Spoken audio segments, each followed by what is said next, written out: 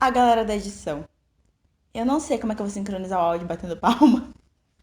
Porque não dá pra bater palma. Então. Now the world don't move to the beat of just one drum. Oi, gente, tudo bem? Sejam bem-vindos a mais um estudo do Clube Bandeirantes.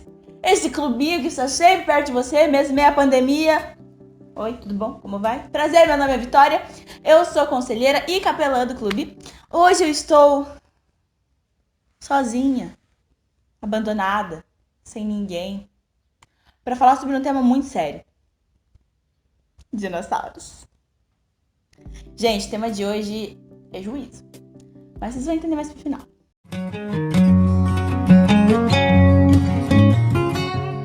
Seja bem-vindo tu, gurizinho, guriazinha, de 10 a 12 anos.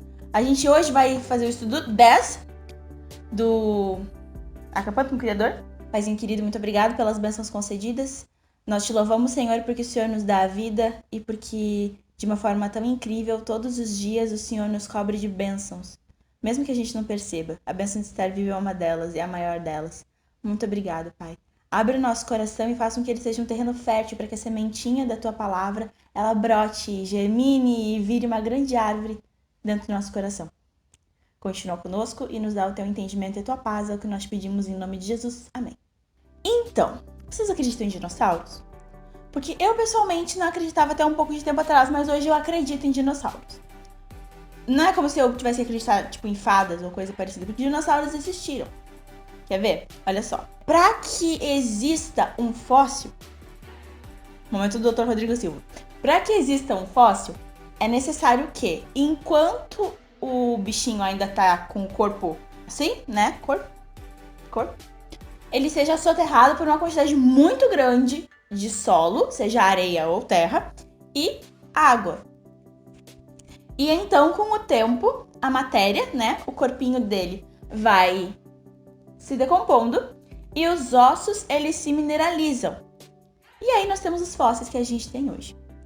E é interessante que é necessária uma quantidade muito grande para que fósseis, por exemplo, como os dos argentinossauros, que claramente são da Argentina, sejam soterrados, porque um deles é 20 metros, sabe? Um deles, 20 metros de altura, entende? E como é que essa galera era tão grande? Como é que isso tudo aconteceu? Calma que a gente vai estudar sobre isso aí. É necessário muita matéria para que isso aconteça. Muita água. E na Bíblia, a gente tem a história do dilúvio, né? E é muita água mesmo, gente. Não é uma chuvinha bobinha, não. Até porque na época nem chovia. Não existia chuva. Mas vamos lá. Vamos ao estudo. Os fósseis são vestígios petrificados de animais do passado que mostram que a vida foi muito mais abundante do que hoje. Ou seja, tinha muito mais variedade de bichinho do que hoje, né? Mas foi destruída por uma grande catástrofe que envolveu água e soterrou o mundo daquela época. Os fósseis são interessantes para o criacionismo por dois motivos. Presta atenção que isso é importante. Porque eles mostram que esses animais morreram e de que forma eles morreram, né? Eles foram soterrados. E 2, eles demonstram muitas transformações que o nosso planeta sofreu. Caso tu, pequeno gafanhoto, não entenda de arqueologia, estudo de fósseis e tal, o nosso planeta ele tem camadas de solo, camadas de terra, muitas camadas. Não é só superfície, terra de Japão. Não é assim que funciona. Tem muitas camadas de terra e cada camada de terra demonstra um período da história. Ou seja, a terra ela foi se acumulando e em cada período da história nós temos um tipo de fóssil diferente.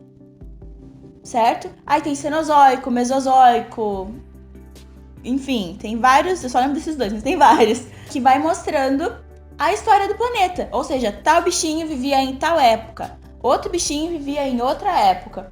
E isso vai se diferenciando. E não sei se vocês viram o último estudo que eu participei, que eu também falei, e falaram em outros estudos também, que a Bíblia ela tem muitas evidências da sua veracidade. Essa é uma delas. Os fósseis são uma delas. Isso por quê? Porque como tu vê que todos os bichinhos ali, eles têm mais ou menos o mesmo período de enterrados, né, de fossilizados, por uma técnica chamada carbono 14, tu consegue ver isso. A gente também já falou isso em outro vídeo, não lembro se foi de 10 a 12 ou de 13 a 15, mas a gente falou sobre isso. Caso tu não saiba, dá uma pesquisadinha no Google, é muito legal essa técnica. Eles conseguem entender de que período aquilo ali aconteceu e correlacionar os fatores em várias partes do mundo. Porque esses fósseis, eles existem em várias partes do mundo, né não? Mas acontece que a gente não veio aqui pra falar, lembra que eu falei no início? A gente não veio pra falar de dinossauros. Os dinossauros fazem parte da história do dilúvio, mas nem da história do dilúvio a gente veio falar. A gente veio falar foi dos eventos finais. Sabe por quê? Vamos ver. Da mesma forma que muitos animais como esses aqui, a gente não vê hoje, né? Foram extintos, o mal um dia ele vai ser extinto. As coisas ruins que a gente vê por aí, elas também vão ser extintas. E aqueles que vivem em pecado hoje, por que isso vai acontecer? Nossa, Deus é mau, ele vai matar todo mundo. Não! É porque Deus está preparando um lugar muito bom. Muito bom. E pessoas que não vivem dessa forma, elas não vão conseguir ser felizes lá. Por isso ele nos apela todos os dias. Que a gente mude os nossos hábitos, que a gente se aproxime dele, que a gente tenha uma experiência real com ele. Para que nós possamos entender quem ele é. Estar na presença dele, se habituar com a presença dele. Porque caso contrário, a gente não vai conseguir nem ser feliz no céu. Imagina um céu tudo perfeito e a gente lá triste. Porque a gente tá tão acostumado com as coisas desse mundo que a gente não consegue ser feliz lá. Olha só que loucura, né? Vamos lá então. Em Mateus 24:37, diz assim: Pois foi dito que como nos dias de Noé, assim também será a vinda do Filho do Homem. Jesus comparou a volta dele, né? Dele mesmo, com o dilúvio. Por quê? Porque ele mencionou que na história, o mundo daquela época vivia sua rotina de boa, levantava, escovava o dente, ia pra escolinha, não sei se tinha escolinha, mas é isso aí. Uma rotina normal, sem se importar com o que aconteceria em seguida. Sem se importar com Noé, que tava lá não sei quantos anos construindo uma arca. Eles só sabiam zombar do cara, mas o cara tava falando sério, entende? E muitas pessoas olharam pra ele e falaram, tá bom. Até mesmo em alguns momentos da própria família do Noé, possivelmente, entende? Então, são poucos, sim, são poucos. Mas, né, a gente consegue entender que naquela época a galera vivia bem parecido com hoje, se for parar pra pensar. Ou muito pior, na verdade. E foi pego de surpresa. Por quê? Porque eles não estavam esperando, por mais que eles fossem alertados aos 4 cantos da Terra, eles não estavam esperando, porque eles não acreditavam que aquilo realmente fosse verdade. E da mesma forma, vai acontecer quando Cristo estiver às portas, quando Cristo voltar. Porque nós estaremos avisando as pessoas, falando a todo lado que Cristo está voltando e a verdade da salvação que nós temos nele. E as pessoas não vão acreditar, as pessoas não vão prestar atenção nisso. Então elas serão surpreendidas. Por falta de aviso? Não, por falta de atenção. É isso. E galera, olha só. Tu que tem o cartão de companheiro, 11 aninhos. Cara, esse estudo, ele cumpre o requisito 4. O requisito da segunda parte do teu cartão, depois das gerais, pato quebrado.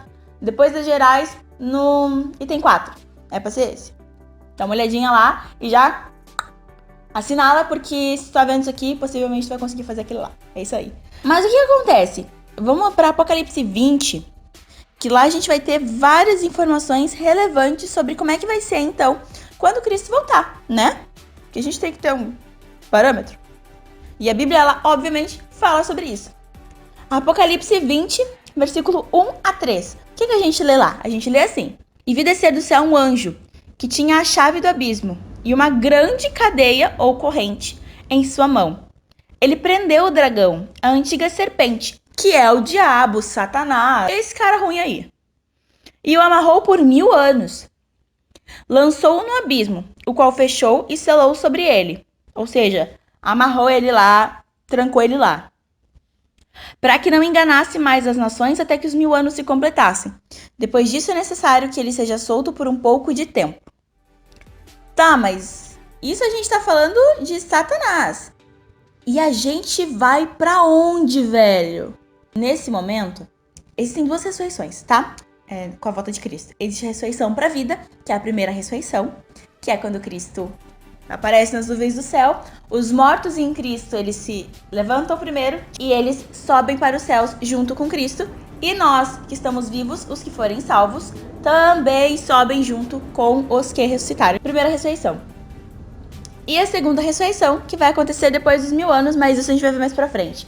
Por quê? Porque nesses 1000 anos nós estaremos no céu com Cristo, Fazendo o quê, Vitória? A gente também vai mais pra frente, calma aí.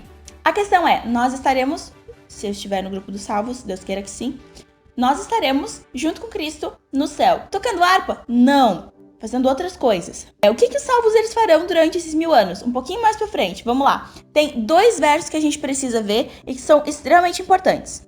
Versículo 4, logo em seguida diz assim: Então vi uns tronos, e aos que se assentaram sobre eles, sobre os tronos, se sentaram no trono, foi dada a autoridade de julgar. Vi as almas daqueles que foram degolados e mortos por causa do testemunho de Jesus e da palavra de Deus, e que não adoraram a besta nem a sua imagem, e não receberam o sinal na fronte nem nas mãos. Isso aí é uma outra história, galera, mas é muito interessante. E reinaram com Cristo durante os 1000 anos. Ou seja, esses 1000 anos que nós estaremos no céu, eles serão muito importantes, porque existem alguns livros. Nos estudos dos anos anteriores, você também pode ver isso, mas existem alguns livros. Existem o livro da vida, onde está escrito o nome daqueles que foram salvos.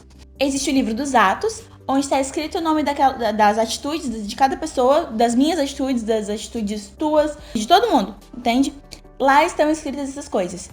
E durante esses 1000 anos, nós estaremos examinando esses livros, porque a gente vai julgar algo também, mas porque a gente vai entender durante esse tempo que Cristo e que Deus, eles realmente têm razão naquilo que eles fazem e que eles são justos realmente.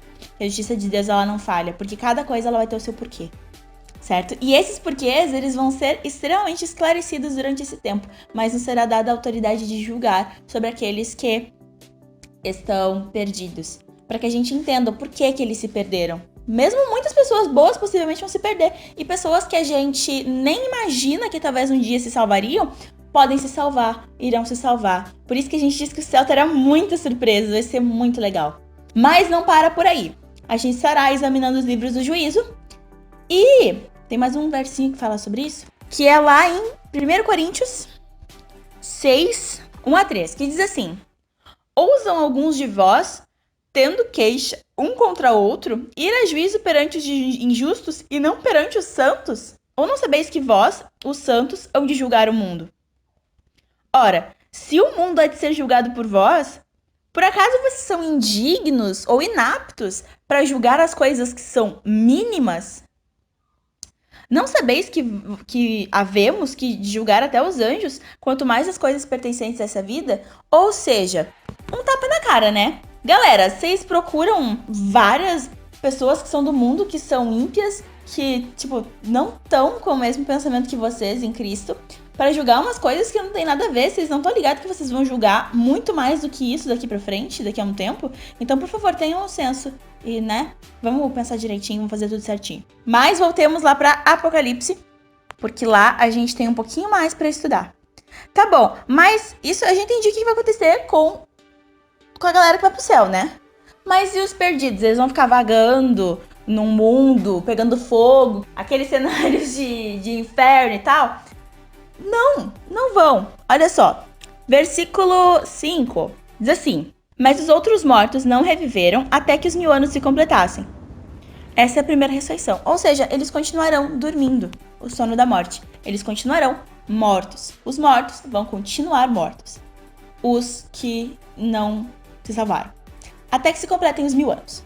Depois dos 1000 anos, Satanás ele é solto dessa prisão, né? Que na verdade é uma prisão meio metafórica, gente. Olha só. Ninguém vai ficar preso com cadeias e... Só que assim, a terra vai estar vazia. Os justos vão estar no céu. Os não justos vão estar mortos, vão estar no pó da terra. Ele não vai ter ninguém, absolutamente ninguém. Só que ele não vai poder sair da terra. Ele vai continuar na terra. Ele vai ficar preso no planeta Terra. Por esses 1000 anos. Entende? Por isso que se diz, ele não vai ter ninguém mais pra tentar, ele não vai ter ninguém mais pra fazer nada disso. Por isso que diz que é uma cadeia, que é uma prisão, porque ele vai estar preso aqui e ele não vai poder sair daqui. Depois disso, ele vai ser solto dessa prisão e ele vai sair pra enganar as nações que estão nos 4 cantos da terra, cujo número é como a areia do mar, a fim de ajuntá-los pra batalha. Por quê? Porque depois desses 1000 anos, os mortos ímpios, eles ressuscitam. Vai ser um thriller muito louco, porque assim... a galera que... Mais pra frente no Apocalipse a gente vê isso. Mas a galera que foi salva... ela ressuscita e ela vai ao encontro de Cristo e se renova. Ou seja, não vai ser, tipo, zumbizada, não. Vai ser todo mundo novinho, entendeu? Já os outros não. Então vai ser uma cena muito louca. E ele vai tentando juntar essa galera contra a Cidade Santa, contra Cristo, contra a Nova Jerusalém, que ela vem descendo do céu para terminar com essa galera toda. E subiram sobre a largura da terra, e cercaram o arraial dos santos e a cidade querida, mas desceu o fogo do céu e os devorou. E o diabo que os enganava foi lançado no lago de fogo e enxofre, onde estão a besta e o falso profeta. De dia e de noite serão atormentados pelos séculos dos séculos. O que acontece é o seguinte: essa galera que vai se juntar, ela vai tentar ir contra a Cidade Santa. Tipo, eles vão tentar atacar a Cidade Santa. Vocês têm ideia disso? Que ousadia, meu amigo. Que ousadia. E então, nesse momento, vai descer fogo do céu e vai consumir a eles. E então não existe mais Satanás. Não existe mais diabo. A partir desse momento ele não existe. E os mortos serão julgados. A própria Bíblia continua falando disso lá em Apocalipse 20. Diz assim: e vi um grande trono branco, e o que estava sentado sobre ele, e cuja presença fugiram a terra e o céu, não foi achado lugar para eles. Vi os mortos, grandes e pequenos, em pé, diante do trono, e abriram-se os livros. Os livros, aquele que a gente falou lá no início, lembra? Aqueles livros. E abriu-se outro livro, que é o livro da vida, e os mortos foram julgados pelas coisas que estavam escritas nos livros, segundo as suas obras. O mar entregou os mortos que nele havia, e a morte e o além entregaram os mortos que nele havia, e foram julgados, cada um segundo suas obras. A morte e o inferno foram lançados no lago de fogo. Esta é a segunda morte, o lago de fogo. E todo aquele que não foi achado no livro da vida foi lançado no lago de fogo. Parece pesado, né, gente? Realmente é. Porque assim, hoje estão sendo dadas muitas oportunidades. Nesse exato momento em que você está vendo esse vídeo, Jesus está falando contigo. Pra tu voltar pra ele, pra tu estar com ele, pra tu querer a ele, amar a ele. Não por medo de morrer, mas por entender que, cara, o céu vai ser um lugar incrível. E a possibilidade de tu nem se sentir feliz nesse céu se tu não se habituar com esse Cristo é muito grande. Muito grande. Então é necessário que a gente entenda as coisas. E entenda que isso é um golpe de misericórdia, entende? Pra que a gente não fique olhando pra galera que ficou e pensando, puxa, caramba, sabe? Teve tanto tempo, teve tantas oportunidades e não se arrependeu e não esteve ao lado de Cristo. Então, depois dos 1000 anos, acontece a descida da Nova Jerusalém, como a gente conversou, acontece o juízo final, acontece a reconstrução da nova terra após o juízo, melhor do que nunca. A nova terra, a nova Jerusalém, aquela que existe no céu hoje, aguardando pelos santos, depois da terra estar totalmente restaurada, vai vir e se assentar aqui no planeta Terra. E a gente vai ter um Éden enorme. Gente, vai ser o mundo todo, vocês não têm ideia. Então, galera, que nós não sejamos como os dinossaurinhos, que desavisados, morreu. Mas que nós possamos entender a verdade da palavra de Deus. E o amor que Cristo tem por nós, que ele nos avisa diariamente sobre as suas verdades, sobre a sua palavra. Que nós possamos hoje entender o amor de Cristo e ter esperança na volta de Jesus. Esse é o meu desejo para vocês. E, gente, tem um texto muito, muito, muito importante no finzinho desse estudo que diz assim: muitas pessoas têm deixado de crer em Deus, às vezes usam a ciência para justificar a sua descrença, mas na verdade a ciência poderia até as aproximar de Deus. No fundo, o que ocorre é que muitas pessoas se decepcionaram com o mau exemplo de outras pessoas que se diziam cristãs. Outros se decepcionaram com expectativas falsas sobre Deus. O erro de que Deus leva as pessoas para o céu após a morte as separa dos seus familiares e tem semeado o ateísmo. Foi assim com um órfão que perguntava por que o pai morto não voltava para casa, e ao que a mãe respondia que estava com Jesus. Mas o resultado é que o garoto começou a odiar Jesus porque não deixava o pai voltar. Esse ódio inconsciente floresce mais tarde como descrença. Outra mentira é que Deus é tão carrasco que queimará sem parar os ímpios num inferno interminável. Agora, você, desbravador, descobriu a verdade.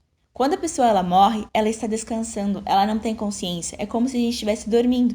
Por isso que nós dizemos que aqueles que dormem em Cristo, eles ressuscitarão. Porque a morte é um sono. Não existe consciência, não existe temor, não existe mais nada do que a gente acostuma. E não existe um inferno eterno, isso é uma forma de falar. Entende? Deus, ele não nos abandona. Deus, ele quer o nosso bem, ele quer o nosso melhor, ele cuida da gente, ele quer estar conosco, nos dar tudo que o céu pode nos proporcionar. Tudo que o amor dele pode nos proporcionar. E ele quer você conosco nessa. Ele quer você com ele nessa. Beleza? Vamos orar então. Oremos. Paizinho querido, nós entendemos mais sobre a tua bondade. Muitas vezes, à vista do mundo, isso pode parecer loucura. Pode parecer que o Senhor é um carrasco que quer queimar a gente pelos séculos dos séculos. Mas hoje, com esse estudo, a gente pode entender que é mais sobre amor, que é mais sobre misericórdia, que é mais sobre bondade, que é mais sobre oportunidades. E nós pedimos que nos dê clareza para aceitar as oportunidades que o Senhor nos proporciona diariamente de estarmos ao teu lado. Continua conosco, é o que nós pedimos em nome de Jesus. Amém.